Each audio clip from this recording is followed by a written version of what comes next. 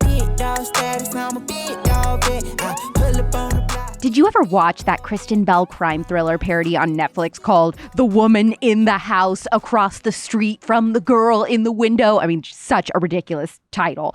Kristen Bell's husband in the show, though, played by Michael Ealy, is a forensic psychiatrist for the FBI and specializes in serial killers.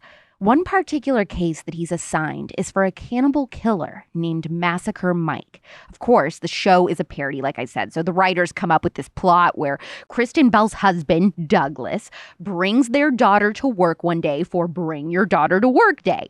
Well, his work is actually at a prison, and his job is to interview these maniacs. One thing leads to another, and Douglas leaves his daughter in the interview room with Massacre Mike, and well, he eats her. I mean, the whole thing is ridiculous, which is the point. But there are real people like Massacre Mike out there. And there are real people like Douglas who study serial killers and predators and why they do what they do. Today's guest is not only a former serial killer profiler for the FBI, he also uses his firsthand experience of understanding why people kill to make award-winning shows like Criminal Minds as realistic as possible. He even has his own Hollywood production company, XG Productions, that is dedicated to telling the crime stories I love to watch. Today, we're going to cover everything from the scariest killers he's profiled to the things each killer has in common, the Clintons and Michael Jackson, both of which our guest has investigated. And you may also know who he is because he is the co-host of the podcast of one of our first guests to ever appear on the Spillover, Francie Hakes. You're going to want to sleep with the light on after this episode. Please welcome Jim Clemente to the Spillover.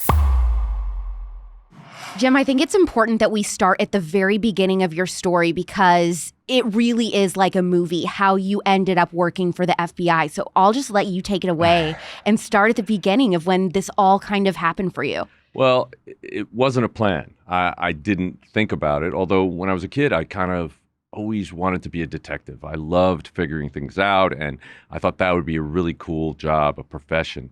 And what ended up happening was I majored in chemistry in college and then went to law school, and I became a prosecutor. And I really liked it. It was intense. I had over 200 cases in my caseload, going to trials all the time. It was very, very stressful, but really invigorating. I loved doing it. And one day I got a call from my brother, my older brother, and he said, now that you're a prosecutor, we should go after the director of the camp we were at when we were kids. And I was like, why? And he said, because one day when no one was around, I snuck into his office and I found 3 paper bags filled with Polaroid pictures of him molesting boys. And I said, I thought I was the only one. And I said, why didn't you tell me? He said, because the next time he saw me, he pulled out his .30-06 rifle and pointed it at me, pulled the trigger, and said, it would be that easy. So he must have known, and so I was scared to death. And before that point, had you ever shared with your family what had happened to you? No. And how many years did that go on while you're going to this camp? Well, it went on. I went to the camp over the course of 2 or 3 summers, but it happened at the end of the second one. And then I didn't go back. And then he came to where my job was and basically like scared me into coming back. As you were a teenager? Yes. And I was too afraid to say no. And I didn't know how to stay away from him and not have my whole world collapse. But I did learn how to stay away from him and not alone with him, so I wasn't molested again. But it was a very stressful time for sure. And then luckily I graduated from high school, and then I went to college and I went away and pretty much avoided him. Although I remember vividly when I got a call from him in college, and it turns out he had called my old home number, talked to my mother. My mother thought, oh, how sweet. He's trying to follow up on, Jimmy at the time. And Oh, it was just terrible. It was just like reliving it all over again. It was a real manipulation technique just to make sure that you knew that you were could still follow me. Yes, right. that you were still in his grasp. Exactly. And so what ended up happening was after that call with my brother, after a lot of soul searching that night, I went to the FBI NYPD task force the next morning, the Sexual Exploitation of Children task force, and I told them what had happened to me and what my brother had found. And they opened an investigation. And over the course of the next 18 months, they found that he had taught at 13 different Catholic schools. Wow. And each time there was an allegation, he was approached, confronted. He didn't say anything, resigned on the spot, and walked down the street to another school and another school and another school.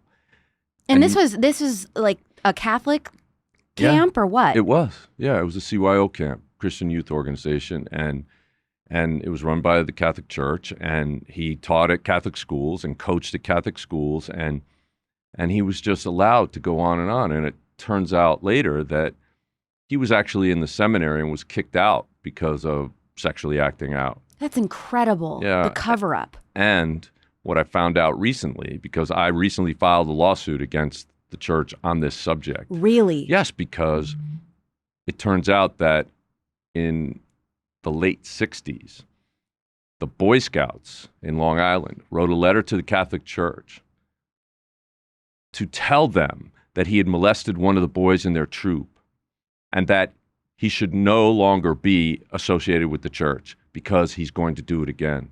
And that was, years before he molested me.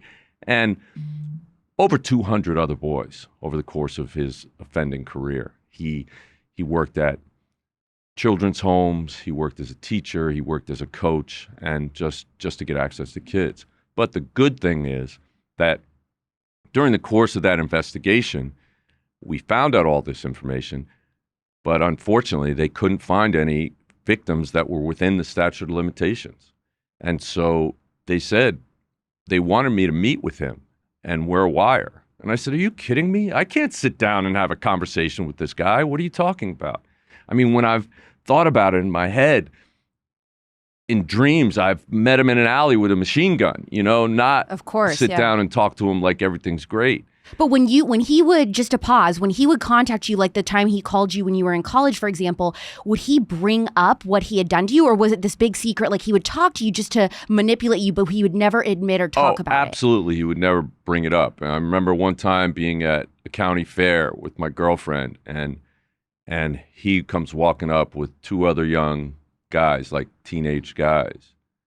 And I just froze. I mean, it just, You wondered what was he doing to them? Of course, I wondered, yeah. And I worried, and I felt like I couldn't say anything about it. So then did you think like, okay, well, he's never brought this up or talked to me since. Like, even if I'm wearing a wire, what makes you think that I'm going to be able to get something out of him? Well, I wasn't even going there because I did not have any way that I could possibly believe that I could sit down and talk to this guy civilly. So I just said no.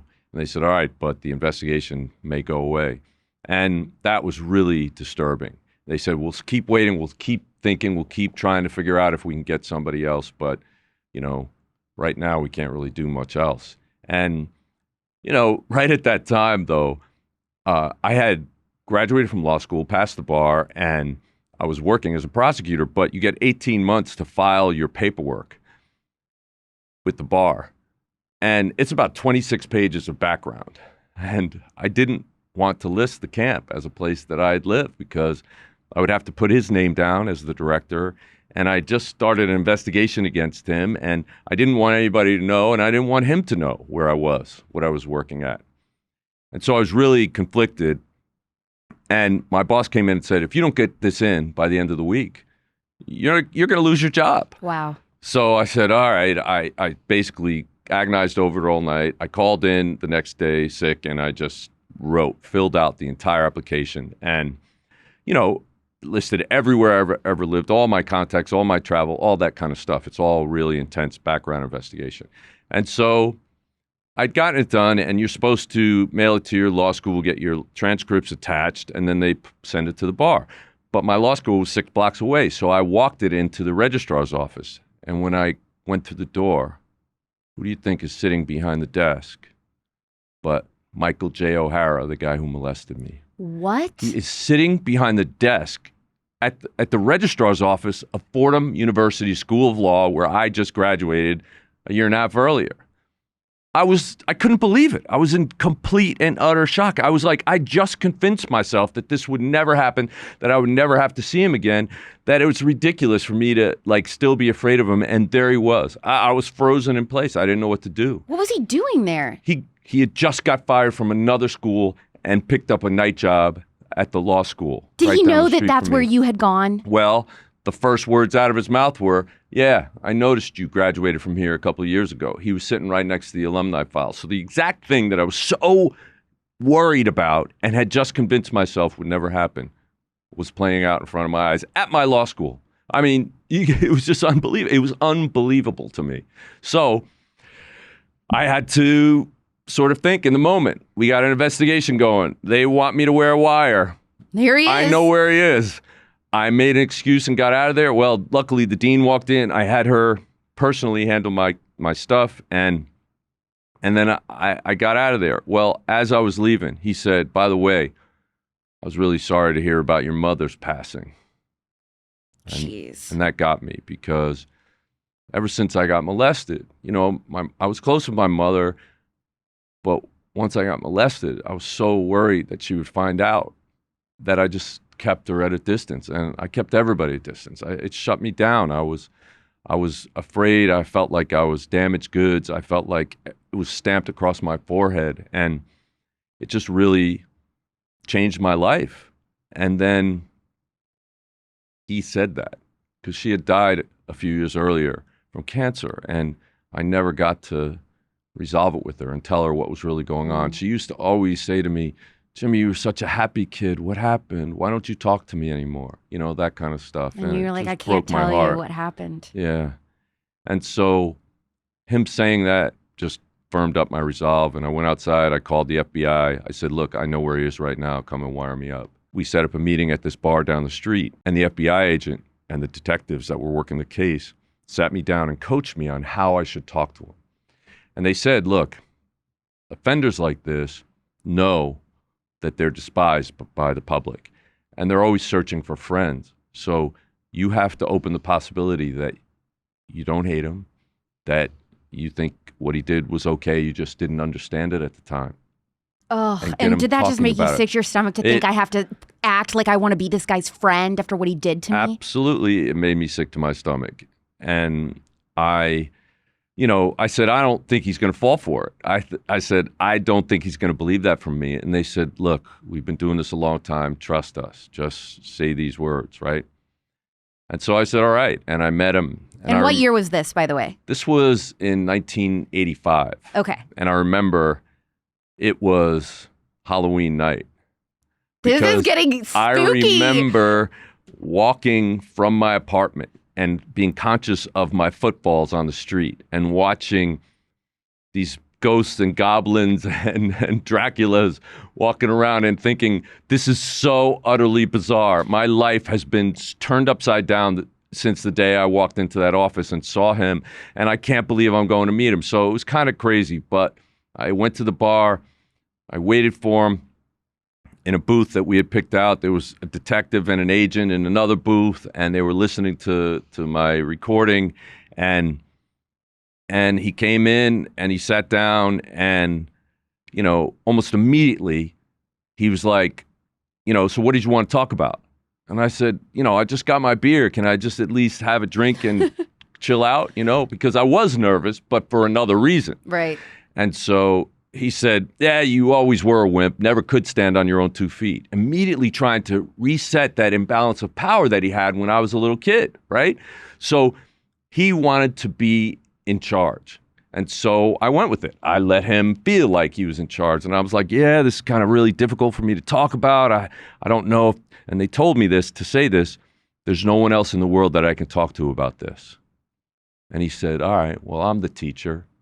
Correct me if I'm wrong. He said, this is about what happened between us, right? This is about sex, right?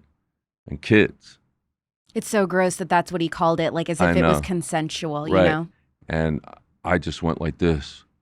How did you know? You know? Amazing acting. And he ran with it. And he, for like 2 hours and 45 minutes, talked to me about how, you know, he first molested this kid when he was, you know, volunteering at a boys' home or something. But what would he say? Because obviously he wasn't going to say molested, right? No. He would say, you could do anything you want with them. The kids wanted it, things like that. You know, I mean, they're boys, you know, so they wanted it, you know, that kind of stuff. And it went on and on and on. And literally, he talked about all these kids, maybe like something like 50 kids by name, date, place, and everything. But they were all long before the statute of limitations. So there's no way we could prosecute him for any of this. It's good evidence, but we can't prosecute him for any of those cases. So I ended up having to meet with him 6 times. Oh, my gosh. And the last time was at his house. And I have to tell you, I was really, really nervous. Was his house a place that you had been abused before? No, it was only at the camp. But it was scary going to his house. And let me tell you, it was just unbelievable. Do you have a gun on you or anything in those situations? I don't. I was just a prosecutor, but there were 2 cops and 1 agent outside, you know, sort of driving by and listening on the radio transmitter and so forth. But I didn't feel safe, that's for sure. But I got him to trust me, and I also saw something that he didn't know I saw. So there was a picture on one of his dressers of a kid going like this with a basketball, and you could see the number of his jersey. And he told me about a kid, a special kid, and I knew what he meant. Mm-hmm. This must have been a kid that he molested. And he said he was on his championship team, and on that picture it said, "Congratulations, champs." So I was like, this has got to be him. So I memorized the number and told the agents, and they went and they interviewed the guy. And he denied being a victim. And the agent was smart. He went back to the school and he said, look, is there anybody else that was on this team that we haven't talked to? And she said, well, there's one kid who didn't make the team. He was a scorekeeper. So they went and interviewed him, and he disclosed. And then he said this. Let's say the guy had number 23 on him. He said, one day when I was leaving his house after he molested me, I saw number 23 coming towards his house. And he saw me, his eyes went wide, and then he just looked down, and he walked into the house, and he never talked to me again at school. Wow. And so the agent went back to 23, and he said, yeah, it happened to me. So now they could arrest him. They got a search warrant for his house. They didn't find any child pornography in his house, but he had shown me child pornography. But at the camp? No, he showed me child pornography in his house. Oh, while you were an adult? Yes, during this investigation? when I was undercover. And I took 2 of the little thumbnail pictures, and I gave them to the agent. What was he was showing you that just thinking that you would like it? Yeah, like. And so did you have to check this out. pretend? Yes, well, I had to pretend, wow, where do you get stuff like this? You know, that kind of stuff. You know, I was trying to tell him that, you know, I had mixed feelings. You know, before I was really afraid, and that's why I reacted so badly. You know, I didn't understand you were just trying to teach me, you know, just feeding the things that the agents had told me. And, you know, it worked. I mean, he totally bought it. But he did tell me this. He goes, you know, when you came back to me, when we met in that bar that night, I have to tell you, you're the last one of my boys that I thought would have come back. And I was like, why? You know, I had to pretend like, why would you think that? Why would you think badly about me? Why would I think badly about you? And it was all acting. It was all, unfortunately, something I had to do. It was disgusting. But when the agents met me at my apartment afterwards, as soon as they took off the wire, I ran into the bathroom and puked my guts up because it was disgusting. But in the end, they locked him up. But do you know that he got a 5-year split sentence, and he served about a year in jail and then was free? Why? Because they didn't, at the time, give child sex offenders long sentences. And so what ended up happening to him? Well, he ended up getting a job as a car salesman in Long Island. And I told him, if you ever go near another boy, I'm going to be on you in a second. Yep. And I had the commissioner of probation watch him closely. And, you know, as far as we know, he didn't molest anybody else. And then he died, you know, years ago. What is that alcoholism. like when you're an adult and your abuser dies years later? How do you process that? Is it a feeling of joy? Is it still sadness? Well, let me tell you something, an interim fact that affected that.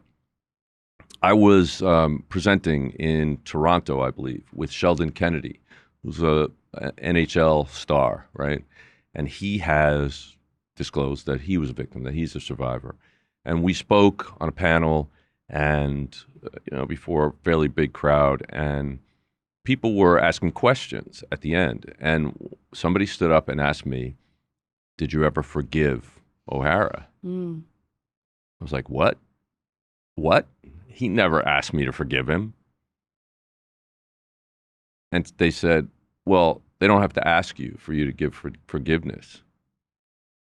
And it's just like something clicked in my head. I said, you know what? Let God deal with him. Yeah, I forgive him. And it felt immediately like this weight got lifted off my shoulders. Like, forget about him. I don't have to deal with him anymore. He's not in my life anymore. I mean, I'm carrying around all this, you know, anger and hatred and guilt because of him and shame. I really don't have to. And it was such a freeing moment. Now, I can't tell everybody, just forgive the people that do horrible things to you. But I can tell you that in my experience, it actually lifted a weight off my shoulders and allowed me to just move on with my life. And so when he passed away, I was like, well, that's a relief that he can't molest any more kids. But it's a neutral event. I really don't have any feelings about it anymore because I've gone on with my life. I've become a professional in this field. I've helped a lot of other kids and adult survivors, and that's the important thing. So what year is it when this case with your abuser wraps up? All right, I think you should avoid saying your abuser. Oh, okay. Because tell me. This is something that I teach survivors all the time. They're not connected to you. They have no right to have a connection to you. They are the people that committed crimes against you. The criminal, you could call him, the offender, the person who did this, but he's not my abuser. That's great, I don't have a connection with him. And no victim should have to suffer with a connection like that. It just keeps you in the sort of victim category as opposed to a survivor and thriver who's moved on. And so this is in 1986, and after the case, the agent Al McDonald took me to lunch or breakfast, I can't remember, and he kind of slid this big pile of papers over to me, and I said, "What's that?" And he said, "It's an application to the FBI. We want you." And I said, "You would take me even though I was a victim?" I actually said that. And he said, "Are you kidding me?" First of all, being a victim of a crime is not a crime. And secondly, you went undercover for us. You transcribed all the tapes because he was very difficult to understand. You did all this amazing work. You're a prosecutor. Of course we want you. And it changed my life because I went from somebody who was hiding this to somebody who had no shame about it at all. And what was crazy is I go through the FBI Academy. It's about a year process of the background and then going through the academy. Is it actually just like Silence of the Lambs? It's not actually just like that because you don't get to investigate serial killers while you're in the academy. Okay, I'm sorry. That's what I was wondering. Okay. Yeah, but 10 years later, you do if you're lucky like me. So I go through the academy and I get my assignment. I only wanted to work in New York, and that was the first time they let people decide if they were from New York, they could go back to New York because they were having so much trouble getting people to go to New York. It's so expensive. Yeah. So I get assigned to the very squad that had just finished investigating my case. Whoa. So the people that had basically saved me are now my colleagues. I'm working with them. Totally changed everything. I didn't have to hide anymore. And what was your actual title with them? I was a special agent. Yeah, I was a special agent on the Violent Crimes, Sexual Exploitation of Children Task Force, NYPD, FBI Task Force in the New York office of the FBI. So and let that me would ask be the beginning of a 22-year career. Why would they immediately put you on that task force, though, as someone who's gone through that? They didn't think that would like mess with you emotionally to have to be involved with crimes similar to your own that you endured or anything? They said, if you can do this in your own case, it shouldn't be any worse doing it in other cases. Wow. And it's just true. I mean, it literally became, I had an insight that most of the other people didn't. And I say most because who knows how many of them were also victimized. But the fact is that I was able to do something about it, fortunate enough to do something about it, and also to move on, and also use what I've learned to help other people. And so I became really good at building rapport with victims, getting them to trust us and open up and to help them and to be safe and create a safe space for them. And that became my, making lemonade out of lemons. And so there's no hesitation on my part to try to help other people. To me, that made it all worthwhile. So so first you're a special agent, and then is there like a promotion that happens to you becoming a serial killer profiler, or how does that transition work? Well, while I was going through the academy, Pete Smerick talked to us about the James DeBartoleben case. Very, very prolific and horrific serial killer. And after he did that class, I walked up to him and said, Mr. Smerick, I love what you do. I want to do what you do. And he's like, all right, kid, go out and get 10 years of experience and then come back and see me. And it was 9 years and 8 months later that I got promoted into the unit. I worked as many big cases as I could. I worked violent crimes. I worked everything I could. I volunteered. I became a evidence tech at the FBI as well, which is the FBI's evidence response team. And because I was a chemist, I was really good with that sort of thing. And then I worked a lot of major cases, and I did pretty well. So I applied and I got into the unit. You compete to get in. There's only 25 spots at the time, and there's 14,000 agents. So it's pretty competitive. But the fact that I was a prosecutor and I prosecuted sex crimes and I investigated sex crimes, among other things like homicides and equivocal deaths, I had a very good broad range of experience, which is what they're looking for. They want people with a broad range of experiences and perspectives so that when the profilers sit around that round table, they actually can all pick it apart from their different perspectives and see things that their colleagues might not see.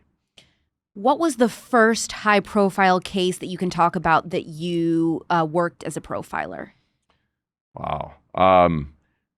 Well, when you say you use the word high profile, and there are cases like the Green River Killer and JonBenét Ramsey and the Unabomber investigation. Though all those are probably high profile cases, but to us, we didn't really give a damn about the media. We really cared about the victims. And it's funny because later in life, a lot of people will ask me, what about this serial killer or that serial killer? And they'll name them. And I'll say, I don't remember the name, but who did he kill? Who were the victims? And they tell me, and then I know the case. Because we worked for the victims, and we did not ever name a serial killer, give them a moniker. We don't do that. We focus on the victimology. That's the first thing that we discuss. We analyze that because it reveals a tremendous amount about the offender. So explain that a little bit. Okay, sure. So victimology is everything you could possibly want to know about the victim. And it's their life circumstances, their dreams, their age, their gender, their goals, their family, everything that you can know about them. Because every offender picks a particular victim at a particular time, in a particular place, in a particular manner, for a particular purpose. And those choices reveal something about that offender, what they want to do and what they're capable of doing. And so if a victim is a street worker or a drug addict who's out in the open, who's very exposed, who's very vulnerable, and an offender takes that person, well, the risk level that the offender takes is very low. But getting to a middle-class housewife in the privacy and security of her own home over and over and over again, that takes an incredibly higher amount of risk and sophistication. So this person has skills that this person doesn't have. And why? So you see how we start to evolve the profile from just those choices that they make. And then how much time do they spend with the victims? How much time do they spend preparing for these crimes? Are they organized or disorganized? Are they educated or not? Are they forensically sophisticated? Do they leave all the implements they used in the crime, or do they take them with them? Do they cover up for themselves, or do they leave everything out in the open?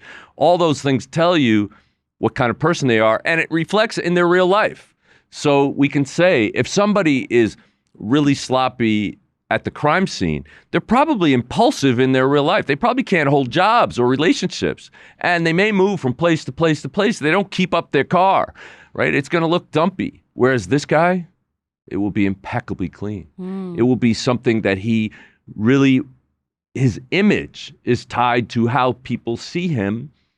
His self-image is tied to how people see him. So he's going to make sure that he expresses that in a way that makes people look up to him because he feels bad about himself inside or something else like that.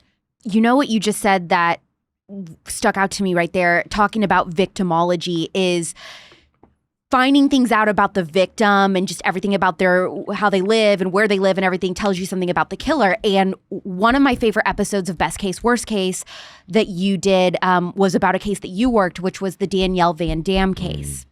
And one thing that I was like, this guy is brilliant, is that you talked about working that case, that this little girl lived back in a neighborhood. That was one of the key pieces, elements, key absolutely. elements of her case that helped you figure out who would have killed her, because she didn't live like right on the road. It was like way back in a neighborhood. Could you explain that case and why that was important? One of the first things I did was take out a map and look at the street layout in her neighborhood. And she was 7? She was 7 years old. I mean, just a wonderful little girl.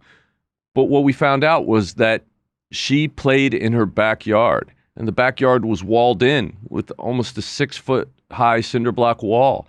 And she didn't play out in the front in the street.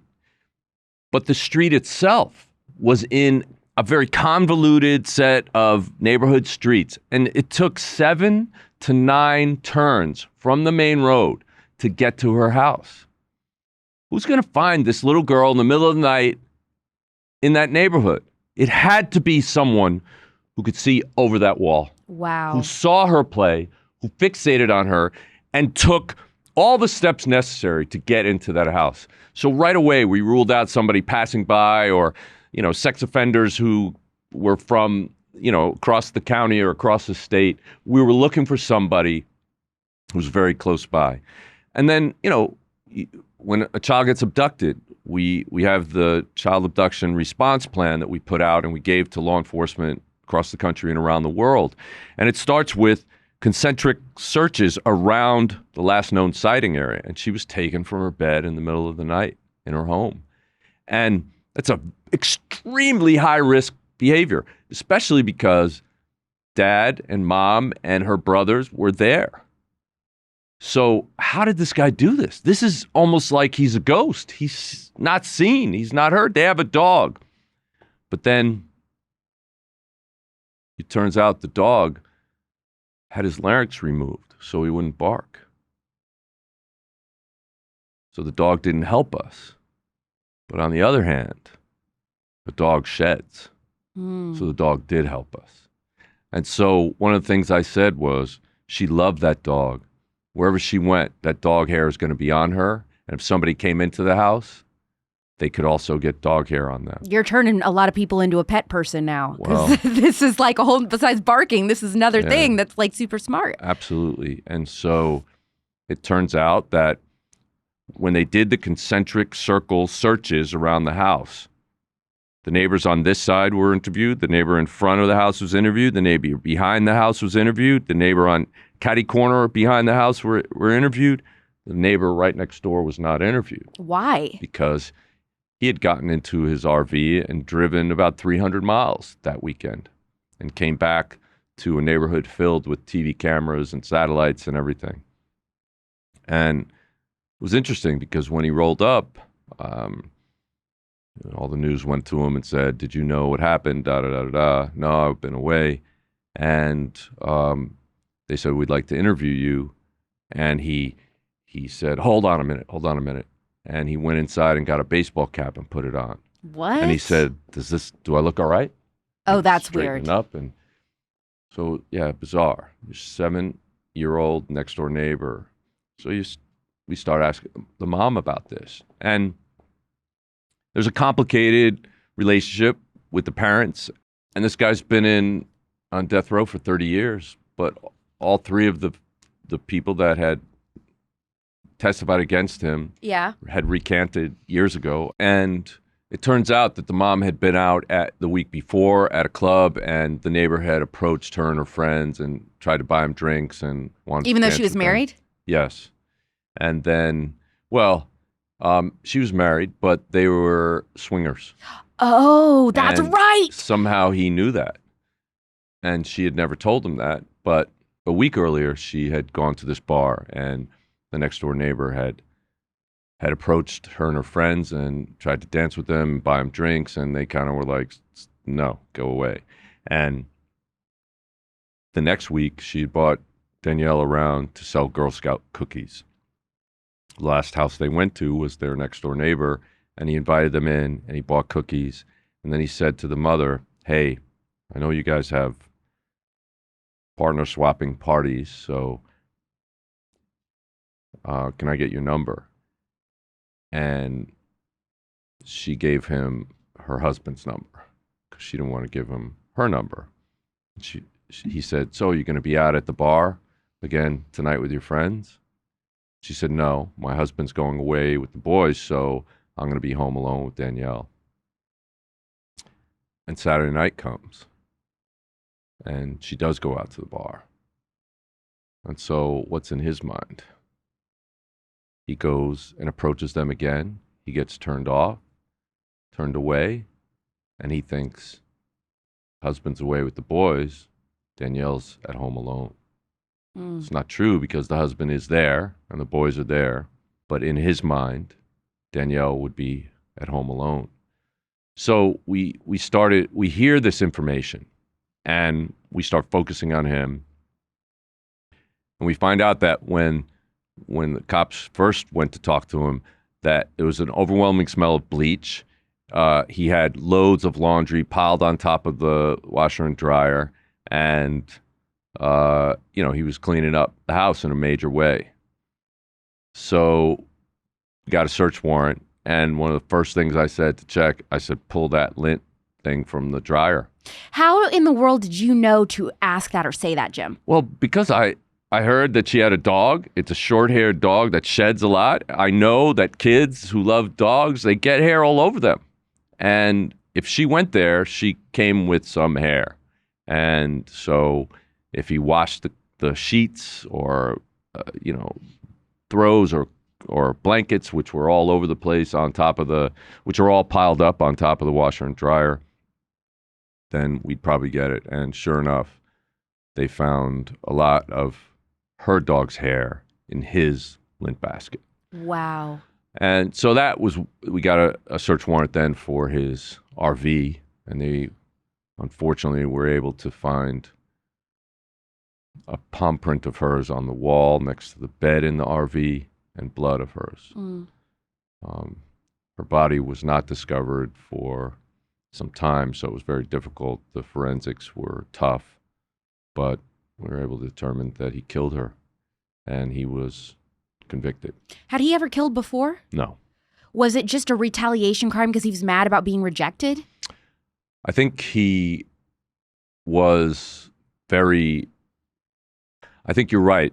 It was a retaliation crime, but I think he was also fixated on her. It turns out when we searched his computer, I said, if he is a guy who likes adults and children, he's probably sexually diverse. Is that a real thing? Absolutely. Yeah, absolutely. I didn't even know. Oh, you have to understand that people always talk about pedophiles. Pedophilia is a small segment of child sex offenders. There's a whole spectrum of behavior.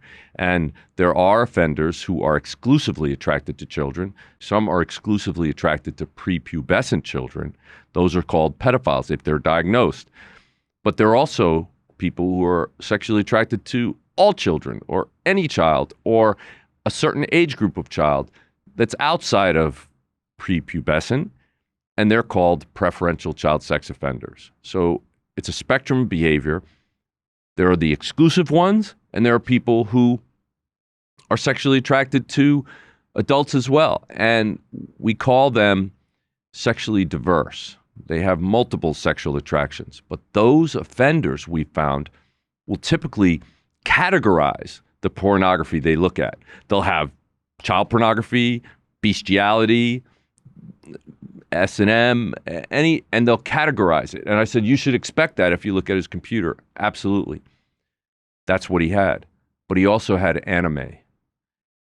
But the anime he had, which are Asian cartoons. Right. But was you're talking about anime porn? He did. He had anime porn. And in one of them, it was a guy, an older white guy, lurking in the bushes, and a little schoolgirl comes by. And he abducts and rapes and kills that schoolgirl in this anime porn. I mean, it was disgusting, but it did lay the foundation for a motive in this case. What are the common denominators in almost every serial killer that you've profiled? I mean, what causes them to turn out that way? All right, well, you just used a bad word. What? Cause. See, what it is it's not nature versus nurture. It's a mix of a number of things. Okay. It's bio, psycho, and social. All right, let's talk about it. So I like to say genetics loads the gun, personality and psychology aims it, and your experiences pull the trigger. Wow. So what does that mean?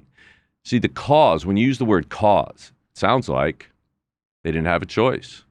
But we're given genetics, and that can give you a potentiality to do good or bad things. And then you have your life experiences, but your personality and psychology are the filter through which you have those experiences. It changes the way things look to you based on your own personality and your psychology. And the thing is, we help develop our own personalities and our psychologies by the hundreds of thousands of private decisions you make in the privacy of your own brain. As you grow up, you maybe do something that's a little wrong and your parents scold you. And do you say, okay, next time I'm going to make sure they don't find out? Or do you say, next time I'm going to try to be a good person?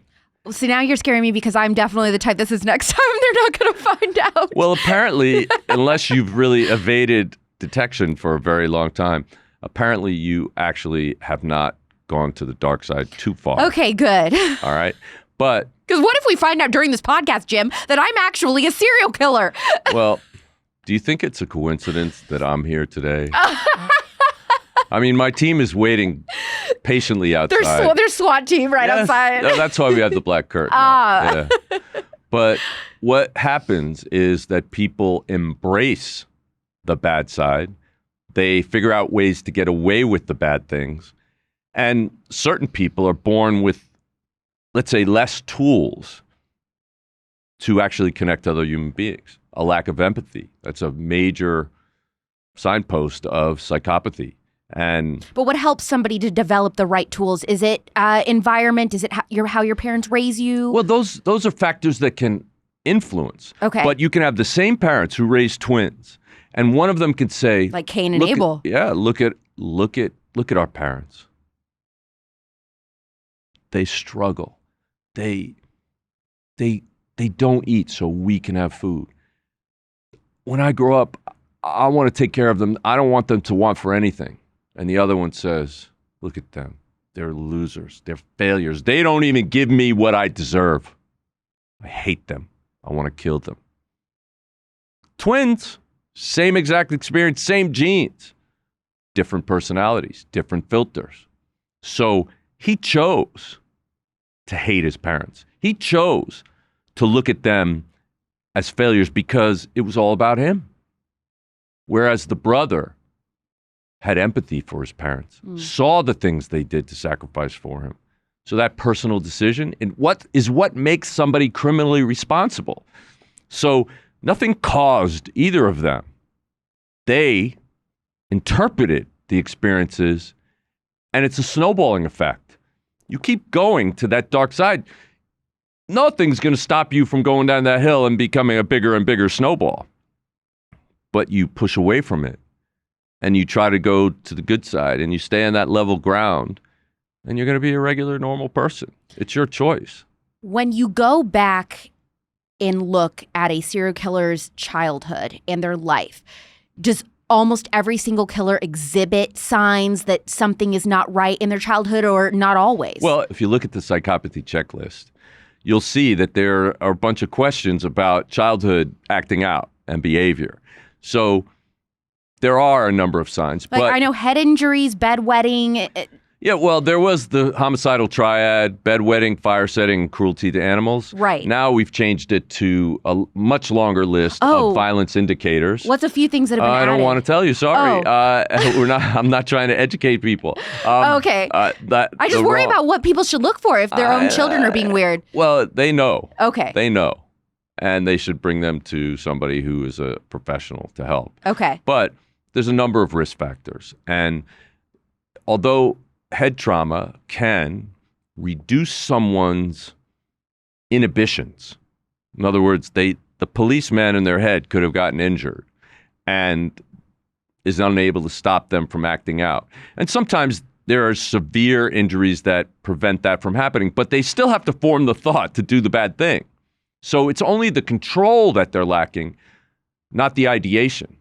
That ideation doesn't pop into everybody's head. It doesn't necessarily mean they're going to be a killer. There are hundreds of millions of people who have head injuries as a child who never do violent things. So although you see it as a commonality, you can never say that head injury and this abuse by the parents and this bedwetting, this guy will be a serial killer. No, you can't do that. You can never predict it forward.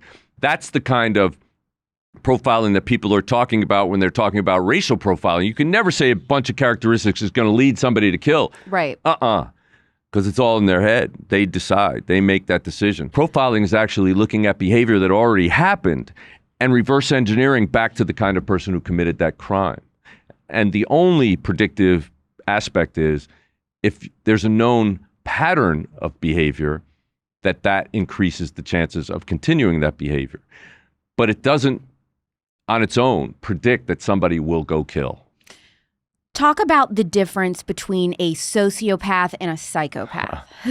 Because people get very confused, and I feel like they use these words and they don't even know what they mean. A lot of times people do use those words, but the basic distinction is that a sociopath is a diagnosis in the DSM. The Diagnostic and Statistical Manual of the American Psychological Association is where they keep all the criterion for all their diagnoses. Sociopath is in there, or it was in there. It's been taken out. I don't know. I don't know if it's still in there. I haven't seen them since DSM-4, but they've changed it a lot.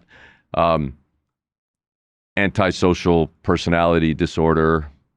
They may have changed it to that. But the fact is that is a diagnosis. And that means somebody, a trained psychologist or psychiatrist, has tested and interviewed and actually assessed someone and diagnosed them. Psychopathy, on the other hand, is for indirect personality assessments. In other words, law enforcement, when they don't know who the person is, don't have the benefit of sitting down and talking to somebody and interviewing them. They also aren't tied to somebody's own words, which psychologists and psychiatrists may be. We don't rely on self-reporting. We look at their behavior. We believe their behavior speaks a lot louder than their words. Right. Their actions tell us about what's really going on.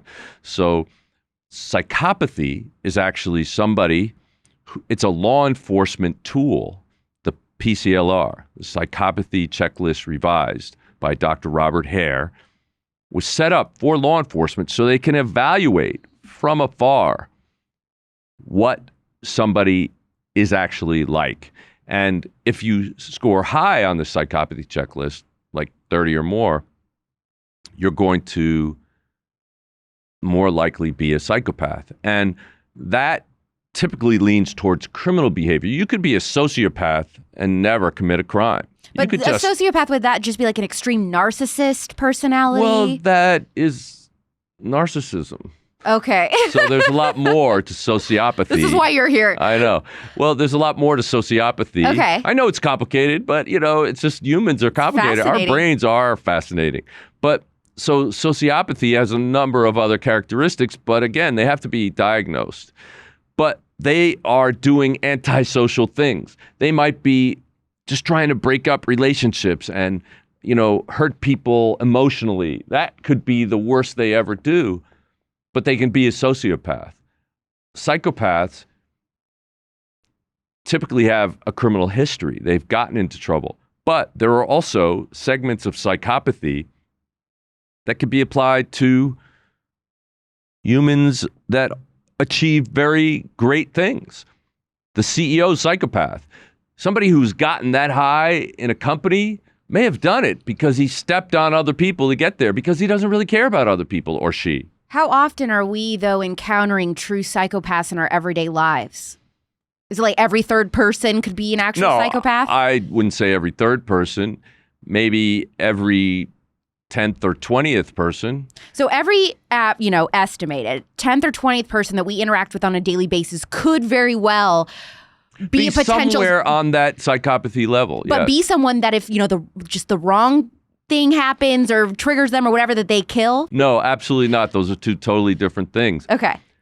Just because you're a psychopath doesn't mean you're going to kill somebody. Good to know. Just because you score really high on the psychopathy checklist doesn't mean that you have the capacity to kill. Look at Dr. James Fallon. He is a professor at the University of California in Irvine. He was studying psychopathy, believes he found the part of the brain that really shows it. And he was doing studies and he used him and his family as control group. And he found out he was a psychopath. What? Yeah. Well, then his mother told him, your great aunt is Lizzie Borden. Oh my gosh. And do you think that stuff does really trickle down generationally? Well, like I said earlier, genetics loads the gun, but your personality is the one that aims it. It can aim it at good. It doesn't have to do damage. It could aim it at targets just because you want to have a better skill at shooting. Or it could aim it at people. That's a bad thing. You know what I don't understand is someone like Jeffrey Dahmer, okay? He murders 17 men and boys, eats them, and somehow during his trial, they determine that he's legally sane. But to me, a normal person who's not in this field, I think, well, he's killing and eating people and keeping their body parts. He's insane. Okay, well, it's just because you're using insane as a sort of generic term. There's a legal nicety there that insanity means that you don't know or appreciate the wrongfulness of your actions. If you don't actually know that it's wrong, then you can't be prosecuted for it. But if you hide what you're doing, which he did, doesn't that indicate that you know it's wrong? That's true. Do you do it out in public in front of everybody, or do you hide it? That's kind of an indicator for me.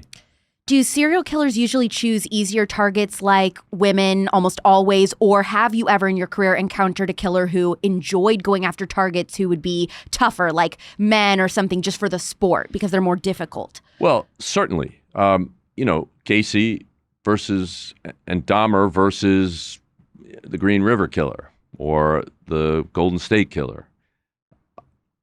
The Golden State Killer is probably the perfect example because he went after men to punish them. He went after a guy who actually said, challenged him. In that city, it was like that city council meeting or whatever, talking about the crimes that had happened. And he was like, well, I'd like to see him come into my house and try to get me. And then he was one of the next victims, right? Yes. It's horrible. He was a psychopath. But He was he's in sadistic. but Jim, he's in all these like court hearings that we've seen on TV in the last couple of years since he's been caught with his little wheelchair and his walker. 100% He's crap. playing a role, Of right? course he is. Before they arrested him, he was out on his Harley, zooming around, cursing people, speeding all over the place. Absolutely no problems getting around. It was 100% an act. Garbage. Is he ever going to talk? Like, I want someone to do a sit-down interview with him and ask him, why did you do this? I want the truth from him, but will we get it? I don't know. I mean, we did interview hundreds and hundreds of serial killers and serial offenders, and we were able to get them to talk to us in the behavioral analysis unit or the behavioral science unit before that. But I don't know about him. I mean, he's what I call a vulnerable narcissist. And so here's a guy who has a terrible self-image and he feels horrible about himself and he takes it out on other people. And it's horrible what he did and the kids that he victimized and the women and the men. It's just horrible.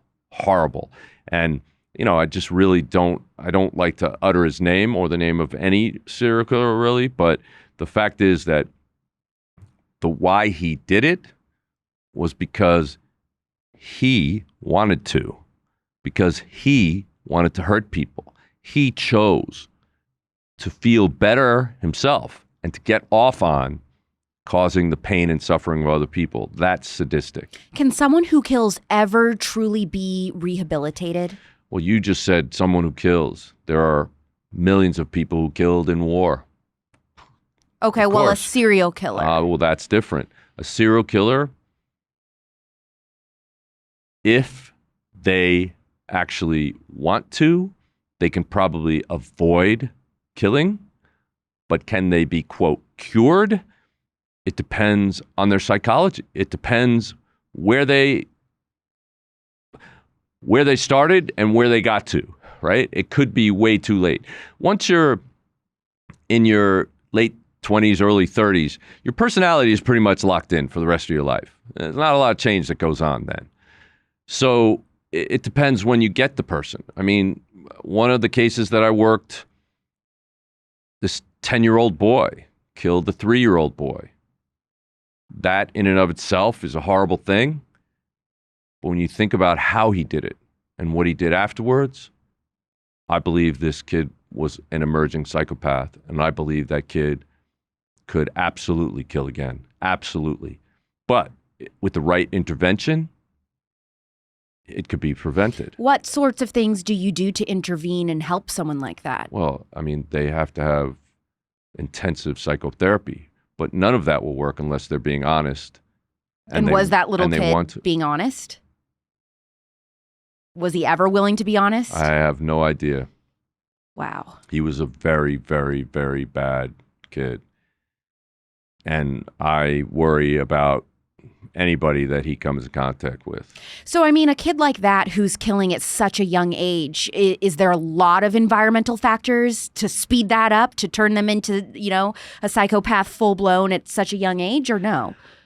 In this particular case, I believe his mother died of cancer a few years earlier. His father went progressively blind, but he would do things like his father liked to take apart his cameras and put them back together without seeing, because it helped him, therapeutically, and he would come and steal pieces.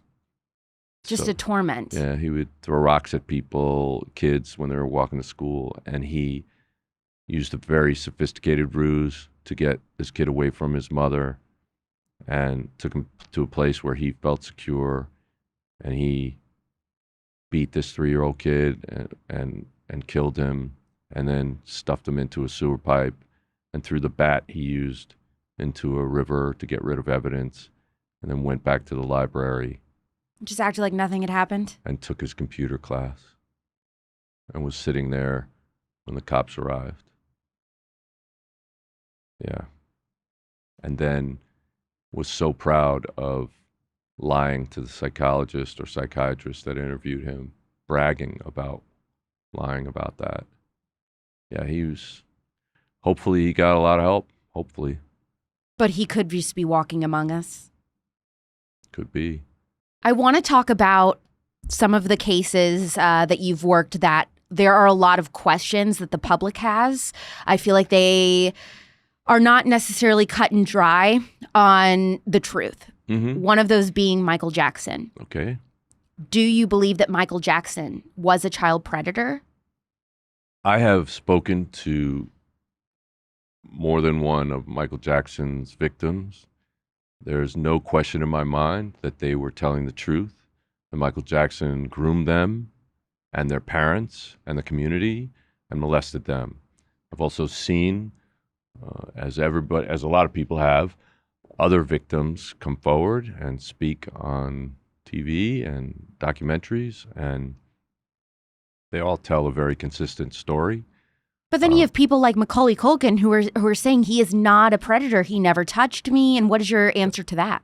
That if that's true, because most victims do not disclose, and the ones that do can take 30, 40, 50 years to disclose. And many times they only disclose after they have children that reach the age that they were when they were victimized. So there's all those factors. But I hope he wasn't molested. Of course. However, if he wasn't molested, it doesn't mean that Michael Jackson didn't molest other people. How could that possibly rule out Michael Jackson being a molester? But can a predator withhold acting on these impulses around certain kids and not others? Remember what I said to you earlier about knowing that it's right and wrong, knowing whether it's wrong, and how do we know? Because you hide it. Well, sexual behavior is typically private behavior. Criminal sexual behavior is extremely private behavior. And because the victims feel shame and guilt, they are very unlikely to disclose. If you look at just the adult females who are raped who don't disclose, at least 2 studies have said that 80% of women who are raped and go to a rape trauma treatment center do not disclose to law enforcement. Wow. Why? Because of how they're treated in the system. Right. Because of how they're victim blamed. Well, now those are adults. Now point that same blame at children. And what if he's the most popular person on the planet? Do you think it's really easy for those victims? Do you know how they get attacked? I get attacked for standing up for them. Right. But I'll still do it to this day. I believe it because I actually spoke to the victims. Now, when you were investigating the Michael Jackson case, you talked about in an episode of Best Case, Worst Case, how you were inside of his house, I believe, and there were certain rooms that, I don't remember if it was video recordings or something, but like mysteriously it all caught on fire or something like that. Do you know what I'm talking about? It's not like that, but all right, let me just go back. Okay, so the crime scene videos that were taken during the search warrant of his house show that he had it was almost like a hallway kind of room. And they dubbed it the jerk-off room, where he had videotapes and he had briefcases with laptops and hard drives that were all fried. That's what it was. Fried hard them. drives. They by fried, it's not fire. They weren't. They were electronically zapped so that nobody could retrieve anything from them. So there was that. But when you talk to the boys who were victimized, and I've also seen videotapes that were taken in 2 other cases that where Michael actually did the videography, was in the videos themselves. So I know it wasn't somebody who doctored something, but where the same kinds of behaviors happened. And the things, the grooming and the first approach, the first sexualization of the relationship, the parallel stories that these victims have told over the years, it's cross corroboration. Right. I absolutely believe it, and I'm glad that he's no longer capable of doing that. I grew up, I was right around the same age as him, and I listened to his music, and I thought he was brilliant, and I still think he was brilliant musically and as an entertainer. But that doesn't mean he can't be sexually attracted to children. And he says, I love children. But do you know how many times he said, I would never hurt a child when he was accused? I would never hurt a child. He loves children, literally. He's a loving offender. He is somebody who literally falls in love with children. He had no other sexual outlet. His relationships were with children. He faked relationships with adult women, but they weren't real. Yep.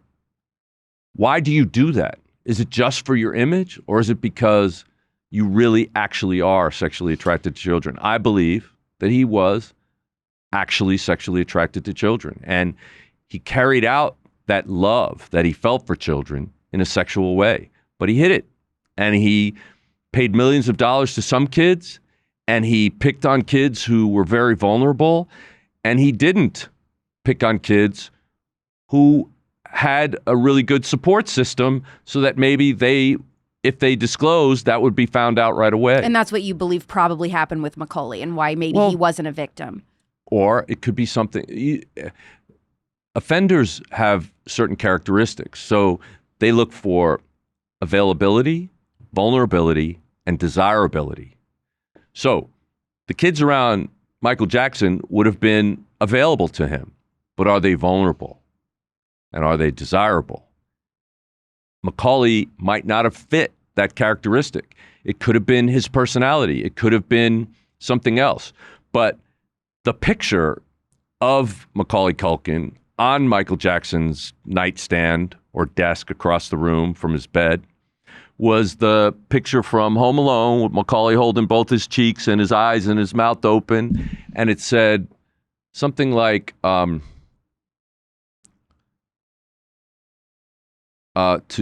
to duty head from the blowhole kid. Seemed very weird. Yeah. Very weird. I don't know what he was talking about, but it seems very weird. In a room that other boys, and I absolutely believe Arvizo and Star Arvizo was a witness, that I believe what they said happened in that room. Right. And the whole warning system and all that, it's very creepy. And, you know, I can't find any holes or any reason to disbelieve what these multiple victims have said and how they cross-corroborated each other. JonBenét. I think the brother did it. Who do you think did it? Well, you know, the problem with the JonBenét case is when we had the case initially, I'll tell you who didn't do it. There's no evidence that has ever been uncovered that shows that somebody came into that house that night and killed JonBenét Ramsey. There is plenty of evidence that showed indicators that the mother wrote the note. Yes, the handwriting. And called the police. And her statements were untrue that she made to the police at that moment. Why? I'll ask you. Why would a mother lie to the police in an investigation where she thought her daughter had been abducted and taken out of her house and didn't even know that she was dead in the basement already? Why would she lie to the police? Here's what I think. I think the brother killed JonBenét. The mom knew. I think that the mom was worried, okay, I've already lost one child. I don't want to lose another. I have to cover up that my son, you know, whether it was accident or not, killed my daughter. That's what I think happened. I think it was the whole eating the pineapple thing, that the brother got jealous and upset because JonBenét started eating his pineapple. Well, it makes sense, but, you know, I can only state equivocally that the genetic evidence, the DNA evidence that they're talking about 10 years, 15 years ago, at least 15 years ago, we at the FBI had that evidence resubmitted to the lab. We bought new packages of the same underwear that she was wearing, and every single pair had touch DNA, transferred DNA from the people who packed it, from the people who sewed it together, from the people who transferred it. It's just that our science has gotten so good at detecting DNA and identifying it that trace amounts like that, in certain cases, you have to look at the relevance of it. There is no indication that anybody came in that house. The doors were locked. But you don't lean any which way on the brother or the dad or the mom? I certainly do, but I cannot speak about it publicly without the fear of being sued by someone who sues everyone. It's just foolish to do it because they take advantage of the law. How often do you, not necessarily just the fear of being sued, but how often do you live with the fear that somebody might get out of prison or something and come after you personally?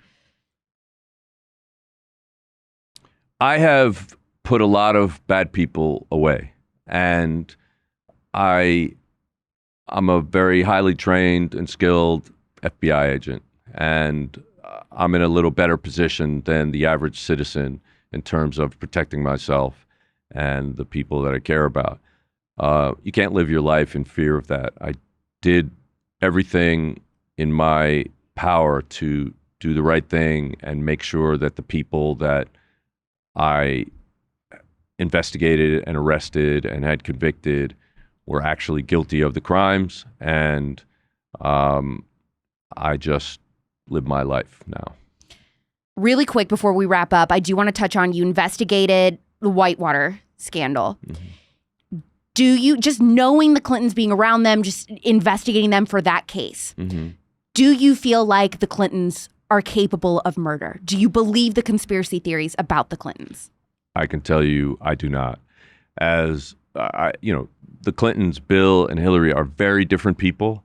They've been married a long time, but their personalities are radically different. They're both very bright people, no question about it. But some will say you're saying this because you're scared they're going to come after you. Well, I'm not scared they're going to come after me. And I'll say that I do believe that Bill has serious issues in the past with sexual aggression, and I believe that the things that he did with Monica Lewinsky were a direct violation of the sexual harassment laws that he signed into law. So that I think that's despicable. But he's a charming, charismatic guy, brilliant guy, and I don't know how much different he is from other presidents that we've had. Hillary, also very bright, knew that she could not just go into politics herself, but sort of slingshotted off of his career.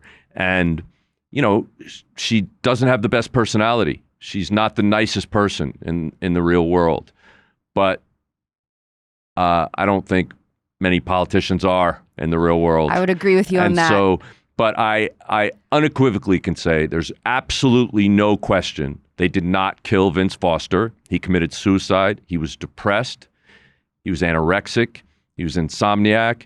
And he was trying to get treatment for that, but he was just too overwhelmed by being attacked in the press and also attacked by Hillary because she felt he let them down. And that really hurt him. And I know there's been a number of people that think that they've killed a whole bunch of people. I investigated them. I was on I was first on the special counsel investigation under Robert Fisk, and then the independent counsel investigation under Kenneth Starr. And I can say unequivocally that we found absolutely no evidence that they ever were involved in killing anyone. Well, you heard it here first. There it is. Someone that actually worked on the case. So there you go. And certainly this whole pizza shop baby killing sacrifice, it's just complete garbage. I could talk to you about that for 8 hours. It is one of my number one pet peeves. I seriously could, and my listeners know, conservatives know that I cannot stand that stuff. Can we wait till next time then to do that? Yeah, we can do that. We'll do that for the next part. Okay. Can I just do a little shout out to Francie? Yes, you should. Francie, you know what? I have to say, Francie, if you're out there listening and watching, I actually do love you. Aww. You know that. And I think it's so great that we get a chance to have a little playful brother-sister kind of banter all the time. And I really want to thank you for being my co-host on Best Case, Worst Case. So sweet. She was our episode 3. If you need to go back on the Spillover, Francie was our episode 3 guest. She is She is Jim's co-host on Best Case, Worst Case, which is one of my favorite true crime podcasts ever. Because you have real people that, work on different crimes telling the story of their best and worst cases. And I think that's, fascinating. We wanted to show the spectrum of the kinds of cases that cops have to deal with and other law enforcement officials. So speaking of shows, let's talk about your production company, XG Productions, and why what you do in Hollywood is so special. And you're a writer for Criminal Minds. Yeah, I wrote on it. I was involved in the show the entire 15 seasons, and hopefully when it comes back, I'll be involved in some way.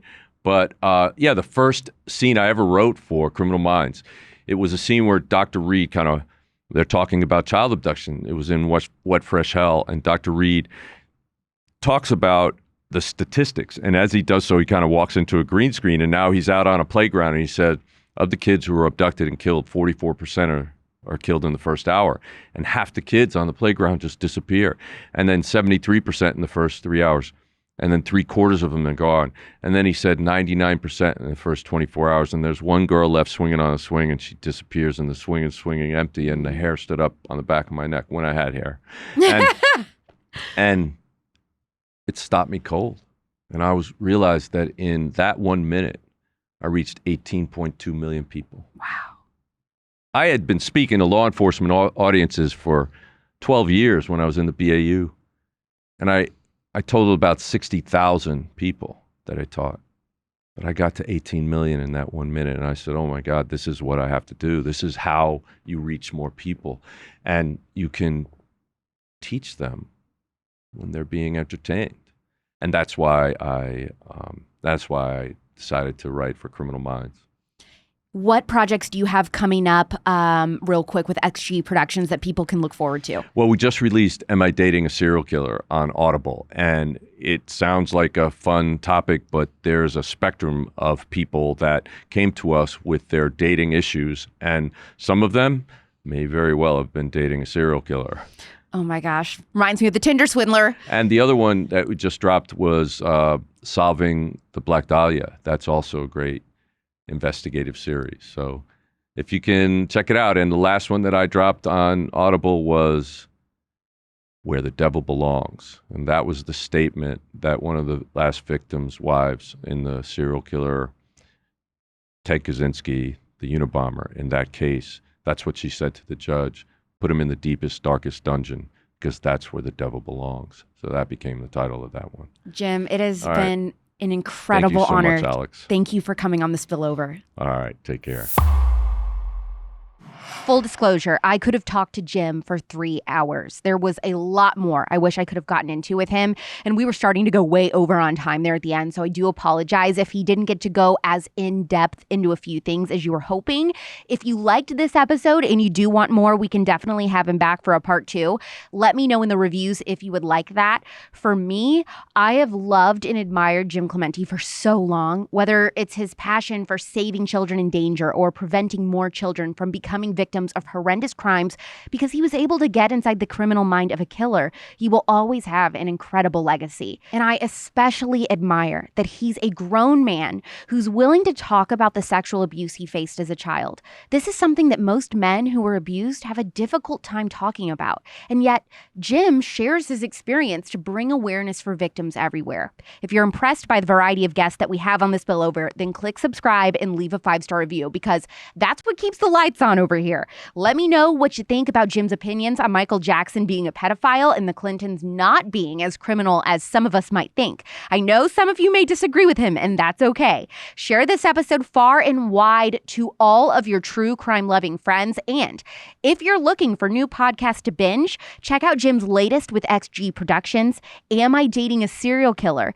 After the Fall, Evil Has a Name, which is one of my all-time favorites about the capture of the Golden State Killer, and Solving Black Dahlia, all available on Audible. New episodes of The Spillover come out every Thursday at 9 p.m. Pacific, midnight Eastern, and now you can watch live and participate in the chat on the Politics YouTube channel. It's lots of fun. It's weird. I read what everyone says, and I have got so much in store for you. So do not just click subscribe, but also follow Politics on Instagram so that you can be reminded of new Spillover episodes every week when the trailers drop. I'm Alex Clark, and this is The Spillover. Love you. Mean it. Bye. Big dog status, I'm a big dog, bitch. I pull up on the block in a big